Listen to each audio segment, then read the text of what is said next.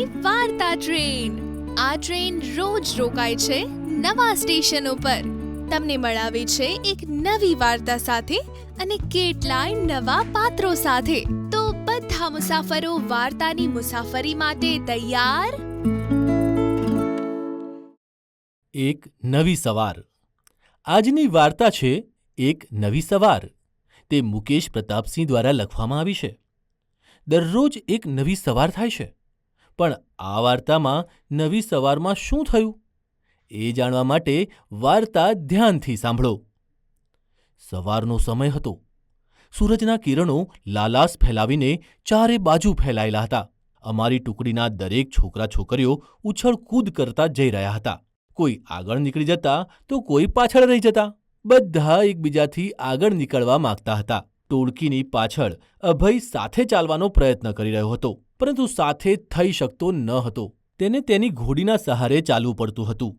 ત્યારે રાકેશ બોલ્યો, "જલ્દી ચાલ, મોડું થશે."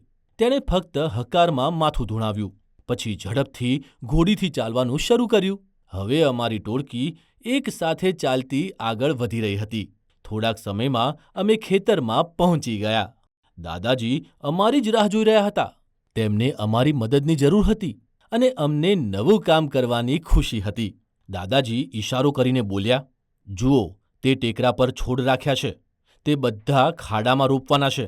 ત્યારે રમણે કહ્યું, "હું અહીંયાથી એક એક છોડ ઉઠાવીને આપવાનું કામ કરીશ." તે અમને છોડ આપતો જતો, અમે બધા છોડને ખાડા સુધી પહોંચાડતા। છોડ માટે દાદાજીએ પહેલાંથી ખાડા કરીને રાખ્યા હતા।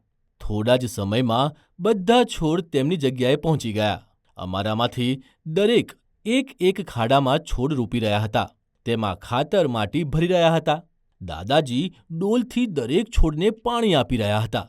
સવારના લાલ કિરણોની જગ્યાએ હવે તડકો આવી ગયો હતો। ખીલેલા તાપમાં નવા છોડ ચમકી રહ્યા હતા।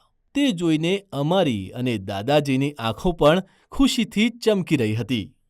વાહ વાહ, શું વાર્તા હતી! મને ખરેખર આનંદ થયો।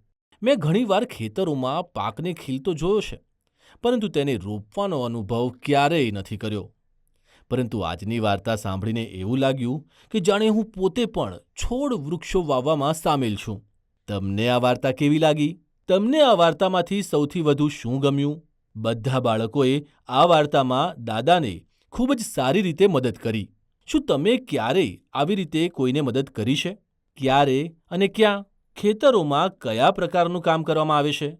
તેમાંથી કયા કાર્યોમાં તમે મદદ કરી શકો છો? તે કાર્યોની યાદી બનાવો।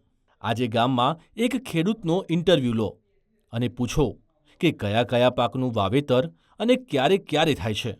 કોઈપણ પાકની વાવણી કરતી વખતે આપણે કઈ કઈ બાબતોનું ધ્યાન રાખવું જોઈએ?